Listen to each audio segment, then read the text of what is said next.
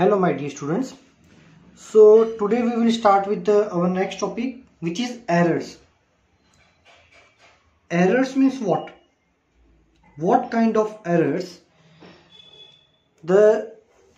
These errors are the errors which occurs due to some experiment, when you are performing some experiment.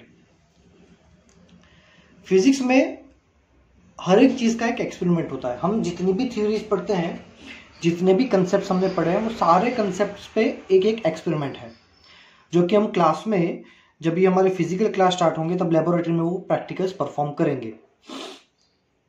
ठीक है. Now what's happening during the experiment, always there is some kind of error. जब भी आप experiment करते हो तो आपको जो रिजल्ट है वो 100% एक्यूरेट नहीं मिलता, 100% करेक्ट नहीं मिलता. Always there is some error in the answer. So we have to filter that errors. हमें वो फिल्टर, ये एरर्स को क्या करना है, फिल्टर करना है. To filter the errors, first of all we need to know what kind of errors are these. So हमें एरर क्या है, एरर की टाइप क्या है और हमारी एरर कौन से टाइप की है, ये सब पता होना चाहिए. ठीक है. सो एरर्स के बेसिकली दो पार्ट है, जो मैंने लास्ट लेक्चर में बताया था. एक है सिस्टमेटिक एरर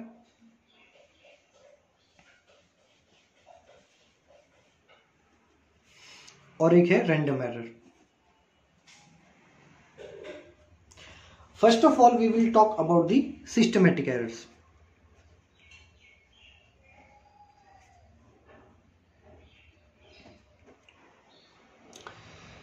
तो systematic errors are those error that tend to be in one dimension, either positive और आइदर नेगेटिव.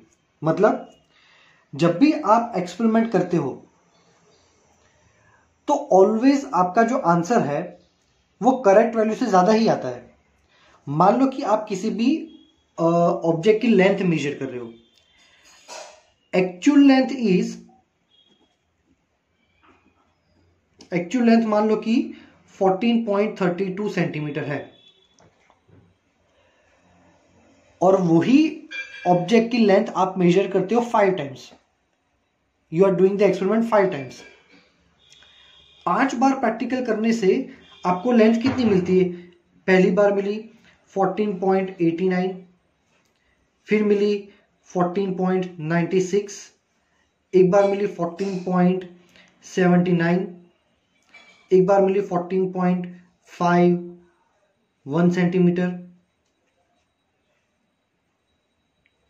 एक बार मिली 15.0 centimetre, for example. Now as we can see these values are 1, 2, 3, 4, 5. There are 5 values and all the values are larger than the actual number. सो या तो आपका answer अब 5 बार practical करो या 10 बार प्रैक्टिकल करो, हर बार आंसर एक्चुअल वैल्यू से ज्यादा आता है या हर बार आंसर एक्चुअल वैल्यू से कम आता है. ठीक है. So this kind of error is known as systematic errors. Causes of this type of errors, की इस टाइप की एरर्स क्यों आती है, तो उसका पहला कॉज है instrumental error.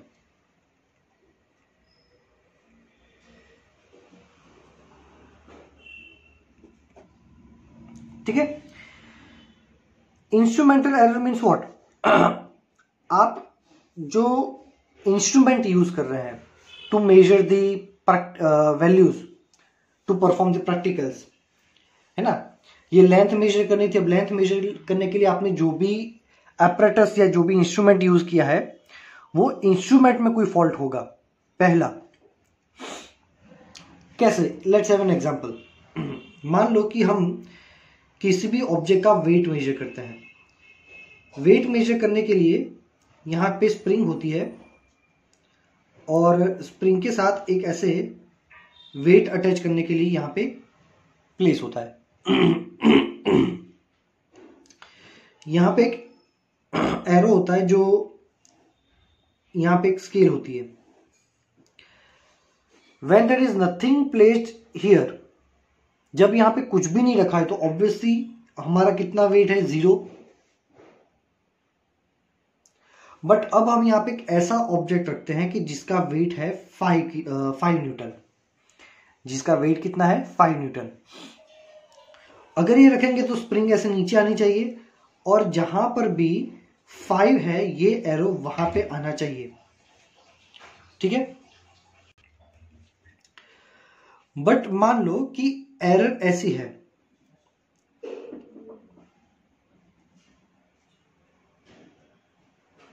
when nothing placed over here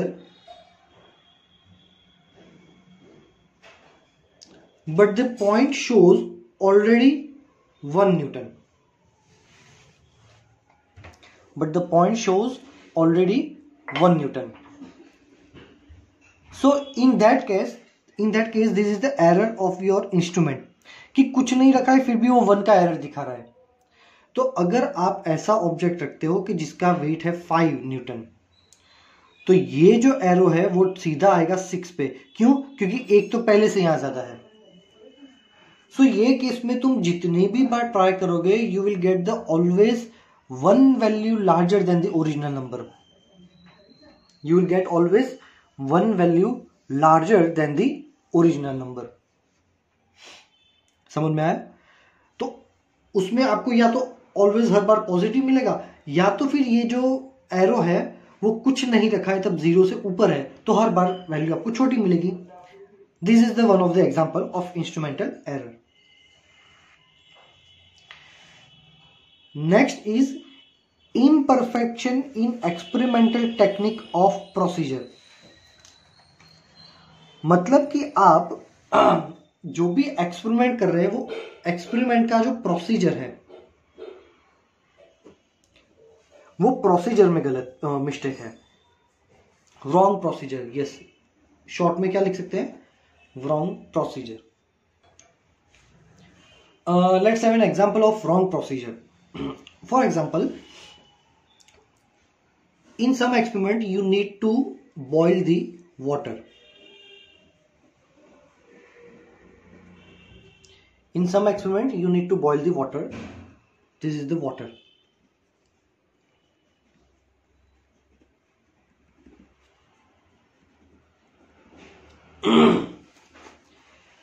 And you need to measure the temperature of this boiling water. आपको ये बॉइलिंग वाटर का क्या मेजर करना है, टेम्परेचर। ऑब्वियसली टेम्परेचर मेजर करने के लिए थर्मोमीटर का यूज करेंगे। Correct method is to insert a thermometer into the water up to the water level somewhere. But कुछ लोग क्या करेंगे, थर्मोमीटर को यहां तक कनेक्ट कर लेंगे। कहां? यहां तक। So this is the perfect method. Why? The main point is connected to the boiling water and here the main point is connecting is attached to the surface. अब ऑब्वियसली रीजन है कि ये जो सरफेस है उसका temperature बहुत ज्यादा होगा compare to the boiling water. वो कहते हैं ना, चाय से ज्यादा कितली गर्म है। ऑब्वियसली चीज है, क्योंकि ये जो मेटल है हम डायरेक्टली हीट उसी पे अप्लाई करें तो ये टेम्परेचर ज्यादा होगा। सो ये जो टेम्परेचर दिखाएगा वो बॉइलिंग वाटर का नहीं दिखाएगा, ये टेम्परेचर तुमको सरफेस का दिखाएगा। सो यहां पे इंस्ट्रूमेंट का एरर नहीं है, यहां पे तुम्हारी जो टेक्निक है, तुम्हारी जो प्रोसीजर है वो गलत है। नेक्स्ट है पर्सनल एरर।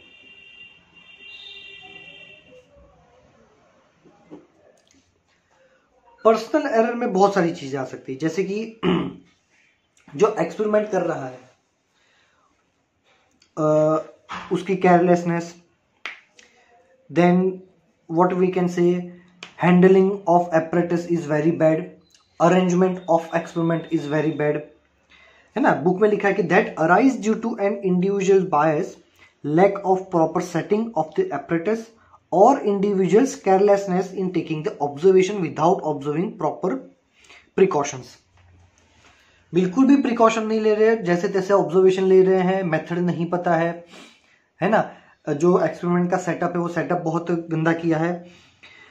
इसका एक एग्जाम्पल दिया है कि for example if you by habit always hold your head a bit too far to the right while reading the position of a needle on the scale. आपको किसी भी needle की जो स्केल है उसका ऑब्जर्वेशन करना है। आपका हेड आप ये पॉइंट से काफी दूर रखते हो और आपका हेड जो है वो राइट में रखते हो। भाई आपका हेड राइट में होगा तो भी नीडल तो दिखेगी, बट आपका ऑब्जर्वेशन रॉन्ग आएगा। You have to put your head always exactly in the straight line of this point. ठीक है, चलो, तो ये सारी हो गई इंस्ट्रूमेंटल एरर, प्रोसीजर गलत है और पर्सनल एरर। इसकी वजह से सिस्टमैटिक एरर्स आती है। ये कैसे रिमूव कर सकते, लिखा है कि this error can be minimise by improving experimental techniques and better instrument. ये सब पढ़ लेना एक बार। ठीक है, नेक्स्ट है random error.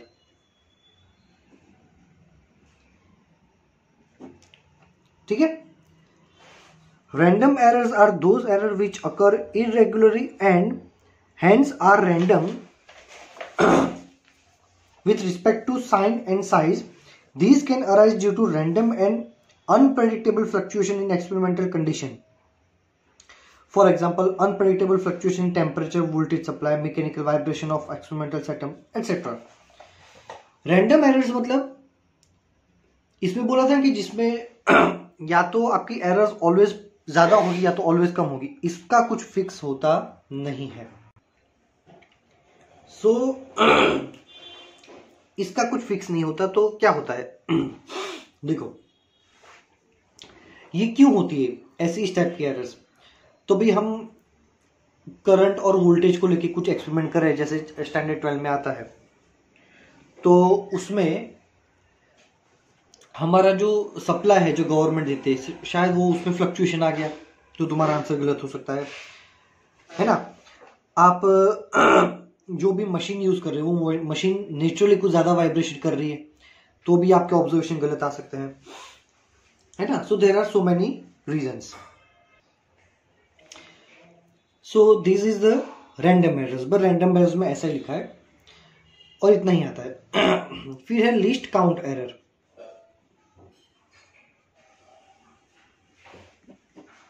What is least count? पहले ये समझो, your instrument, what is the minimum value that your instrument can measure? What is the minimum value that your instrument can measure? आपका इंस्ट्रूमेंट सबसे छोटे में छोटी कितनी वैल्यू मेजर कर सकता है, वो छोटी मिनिमम वैल्यू को बोलते हैं लीस्ट काउंट। क्या बोलते हो मिनिमम वैल्यू को? Least count. चलो, जैसे कि यहां पे एक एग्जांपल दिया कि वर्नियर कैलिपर्स जो है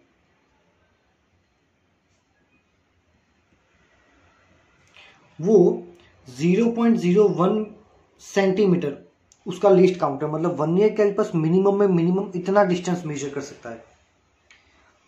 उससे ज्यादा आता है स्क्रू गेज। तो यहां पे लिखा है कि स्फेरोमीटर या स्क्रू गेज, स्फेरोमीटर और स्क्रू गेज वो 0.1 सेंटीमीटर और सॉरी 0.001 सेंटीमीटर तक की मिनिमम डिस्टेंस मेजर कर सकते हैं। तो अगर तुम इतने छोटे छोटे डिस्टेंस भी मेजर करते हो तो यहां पे जो एरर्स आएंगी वो ऑलवेज छोटी छोटी आएगी।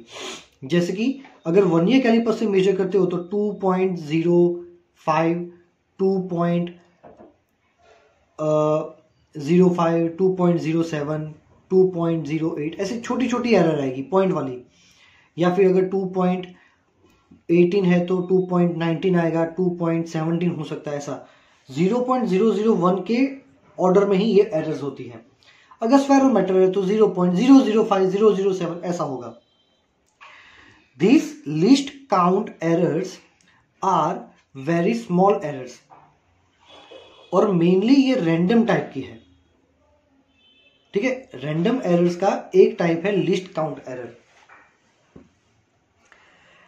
है तो रैंडम एरर बट कभी कभी वो पॉजिटिव भी मिलती है, कभी कभी वो नेगेटिव भी, मतलब कभी कभी ऐसी सिस्टमेटिक एरर्स भी मिलती है, बट मेनली वो लिस्ट काउंट ये हमारा रैंडम एरर्स की कैटेगरी में आता है।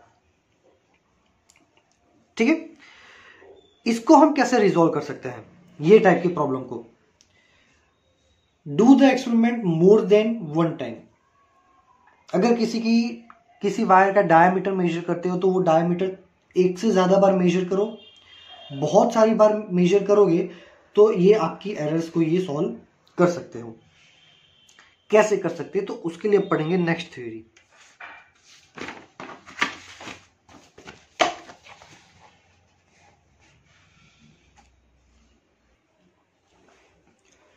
So next topic is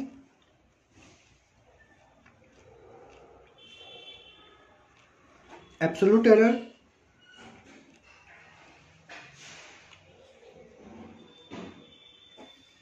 relative error,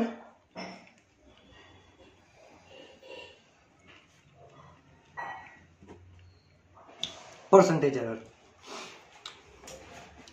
This is an extremely important concept. देखो, सपोज हम किसी भी क्वांटिटी को फाइंड कर रहे हैं बाय यूजिंग सम एक्सपेरिमेंट। कोई एक्सपेरिमेंट की हेल्प से हमें एक क्वांटिटी फाइंड करनी है। ठीक है, चलो अब वो क्वांटिटी हमने फाइंड की, मतलब मान लो कि लेंथ फाइंड करनी है या एरिया फाइंड करना है। मान लो हमारे पास ये वायर था, ये वायर का ये एरिया फाइंड किया हमने, इसका एरिया, वो एरिया को हम लिखते हैं A1। पर हमने अभी बताया कि आपको क्या करना है, एक्सपेरिमेंट एक से ज्यादा बार करना है। फिर से वही वायर का एक्सपेरिमेंट एरिया फाइंड किया, हर बार आपको थोड़ा थोड़ा थोड़ा अलग एरिया मिल सकता है। दूसरी बार आपको एरिया मिला A2। एक और बार मेजर किया, नया मिला। ऐसा आप बहुत सारी बार एक्सपेरिमेंट करते हैं। कितनी बार करते हैं? n टाइम्स करते हैं। तो लास्ट में जो एरिया मिलेगा वो an होगा। फॉर एग्जांपल 8 बार प्रैक्टिकल करोगे तो 8 के 8 बार आपको थोड़ा थोड़ा अलग अलग एरिया मिलेगा। तो ऐसे केस में हमारा करेक्ट आंसर क्या है कि भाई 8 अलग अलग वैल्यू मिली, तो करेक्ट आंसर क्या है? To find the correct answer, step number 1, आपको उन सबका मीन यानी कि एवरेज निकालना है। एवरेज का फॉर्मूला क्या है? सभी का addition, A1 plus A2 plus A3 up to plus AN, सभी का एडिशन डिवाइड बाय कितने नंबर से? 1 2 3 4 अप टू n पार्टिसिपेंट्स अपने। अगर ऊपर सिर्फ 3 होते, A1 plus A2 plus A3, तो नीचे क्या आता? 3। तो इसको दे दो इक्वेशन नंबर 1 कि भाई हमने निकाल दिया मीन वैल्यू सबकी। ठीक है, तो अब तुमको ये जो आंसर मिलेगा ना, ए मीन, ये तुम्हारा करेक्ट आंसर होगा। अब यहां पे क्वेश्चन ये आता है कि भाई अगर ये मेरा करेक्ट आंसर है तो ये सारे जो मेरे डेटा है ये क्या है? तो ऑब्वियसली इसमें और इसमें कोई डिफरेंस होगा, करेक्ट आंसर और इसमें डिफरेंस होगा। अगर ये मेरा करेक्ट आंसर है तो मैंने मेहनत से ये जो एक्सपेरिमेंट करके डेटा लिए वो गलत है क्या? तो अब ये देखो कि अगर ये करेक्ट आंसर है तो इसमें और इसमें डिफरेंस कितना आ रहा है। मतलब अब तुम फाइंड करोगे स्टेप नंबर 2 कितना डिफरेंस है ये दोनों में। मतलब हम डेल्टा A1 मेजर करेंगे। डेल्टा A1 कैसे मेजर करते हैं? इन दोनों का डिफरेंस बट मोड में, A1 minus A mean. Mode में लिखने से क्या होगा? जो भी आंसर होगा वो पॉजिटिव ही आएगा। अगर अंदर नेगेटिव होगा तो भी उसको पॉजिटिव लिखते हैं। डेल्टा A2 क्या है कि भी दूसरे में और इसमें क्या डिफरेंस है? वो पॉजिटिव होगा। डेल्टा A3 क्या है? A3 माइनस A मीन, ये up to delta AN। So A N minus A mean, सभी का आंसर आपको मिलेगा पॉजिटिव। मतलब ये हमने क्या किया कि भाई एक्चुअल आंसर अगर ये है तो इसमें और इन सब में क्या क्या डिफरेंस है, वो डिफरेंसेस हमने निकाले। मतलब ये हमारा करेक्ट आंसर है। तो पहले हमने जो फाइंड किया था उसमें और इसमें जो डिफरेंस है मतलब वो एरर है हमारी। जैसे कि ये था 2.3 फॉर एग्जांपल और ये मिला 2.2। अगर ये सही आंसर है तो इसमें और इसमें कितना डिफरेंस आएगा, 0.1 का। मतलब पहले रीडिंग में 0.1 की एरर थी। पहले रीडिंग में क्या था, 0.1 की एरर थी। ठीक है, तो ये हमने जो भी निकाला ये हमारा है एब्सोल्यूट एरर।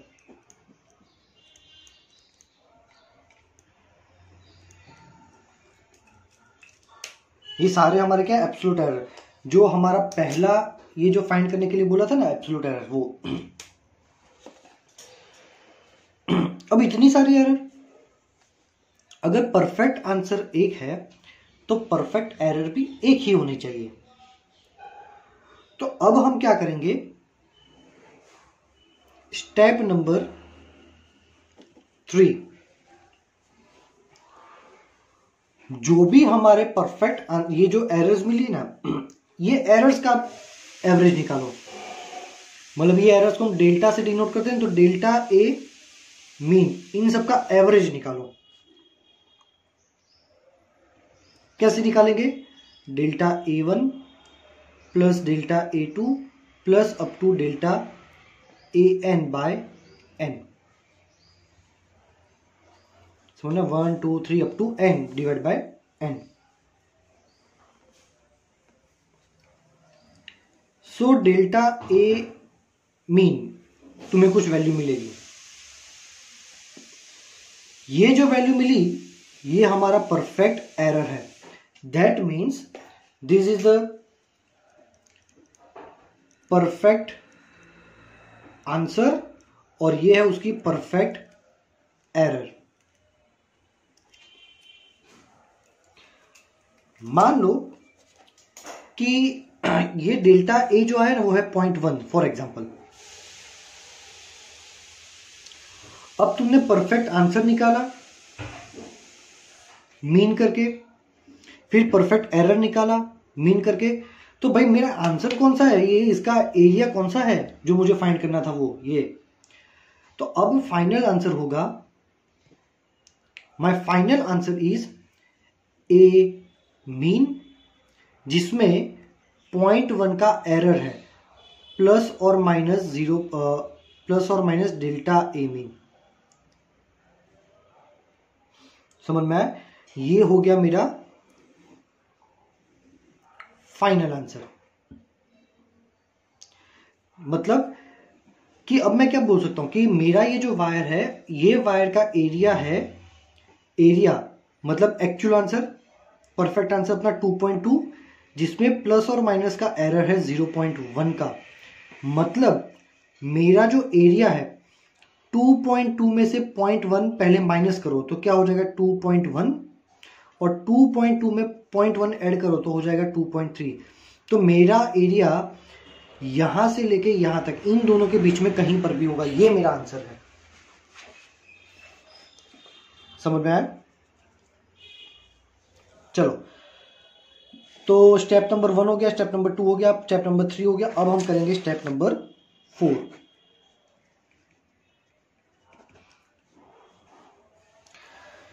अब हम क्या करेंगे कि ये जो डेल्टा ए मीन है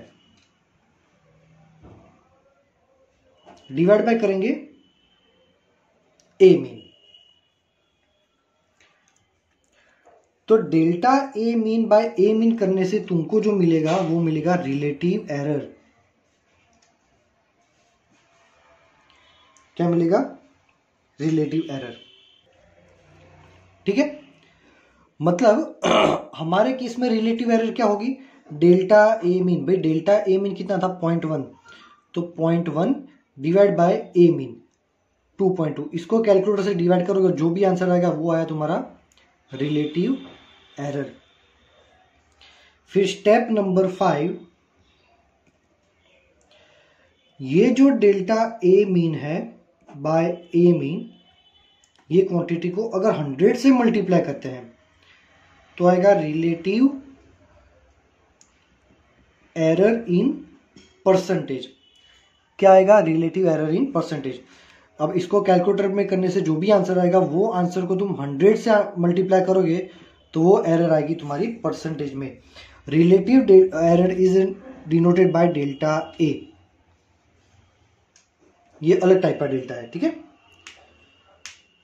चलो, तो ये जो मेथड है इसको अच्छे से समझना है। क्विकली हम इसको रिवाइज कर लेते हैं।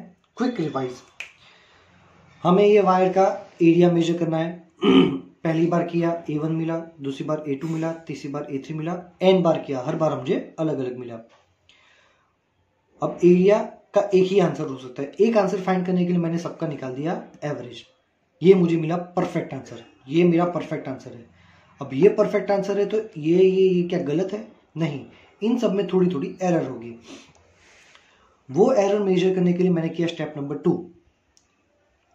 हमारा जो पहला आंसर था ये A1, उसका और परफेक्ट आंसर का कर दिया डिफरेंस। वैसे दूसरे का डिफरेंस, तीसरे का, चौथे का। तो मुझे हर एक में एरर मिल गई कि मैं परफेक्ट आंसर में और मैंने जो मेजर किया था, फाइंड किया था, उसमें क्या क्या एरर है। ये एरर्स को बोलते हैं एब्सोल्यूट एरर्स, ठीक है। अब इतनी सारी एरर तो हो नहीं सकती, इसलिए एरर्स का भी मैंने एवरेज कर दिया। एरर्स का जब एवरेज किया तो मुझे एक फाइनल परफेक्ट एरर मिल गई। So now I have perfect answer and perfect error. तो मैं मेरी क्वांटिटी को ऐसे लिख सकता हूं कि मेरा एरिया ये है परफेक्ट आंसर, जिसमें प्लस और माइनस परफेक्ट एरर इतनी होगी। एक एग्जांपल दिया मैंने। यहां पे तुमको रेंज मिलेगी ऑलवेज कि मेरा क्वांटिटी यहां से लेके यहां तक हो सकता है। तो ये हो गया हमारा step number 3। Now step number 4 कि ये जो delta A mean divide by A mean करोगे तो तुम्हें जो मिलेगी वो है relative error, and relative error is denoted by delta. ये अलग डेल्टा है। और उसी फॉर्मूला को अगर 100 से मल्टीप्लाई करते हैं तो रिलेटिव एरर मिलेगी परसेंटेज में। क्या मिलेगा? रिलेटिव एरर परसेंटेज में, ठीक है। बस इतने 5 स्टेप हमें करने हैं। देखो, थियोरी इंपॉर्टेंट नहीं है, बट ये प्रोसीजर बहुत इंपॉर्टेंट। क्यों? क्योंकि ये चैप्टर में से फाइनल एग्जाम में 3 या 4 मार्क्स में इसका एक क्वेश्चन 90% आता है। ये चैप्टर का वेटेज ज्यादा है, नीट में भी इसमें से आता है और बोर्ड में से भी इसमें बहुत आता है। तो ये प्रोसीजर को आपको एक बार लिखनी है, पढ़नी है, अच्छे से करना है। इसको तो लिखना ही है, एक बार समझना है, अदरवाइज इसका ही न्यूमेरिकल में कुछ पता नहीं चलेगा। नो डाउट न्यूमेरिकल्स में होगा यही सब, न्यूमेरिकल्स में होगा तो यही सब, बट हमें उसको ये याद रखना है कि पहले स्टेप में ये करते थे, फिर ये करते थे, फिर ये करते थे, ये करते थे, उसके बाद ये सब तुमको स्टेप बाय स्टेप याद रखना है। अदरवाइज आपको इन सभी में बहुत प्रॉब्लम आएगी। सो अप टू हियर अच्छे से उसको पढ़ो, read line to line, word by word, and if you are having any error you can ask me in the message section. Thank you very much my dear students.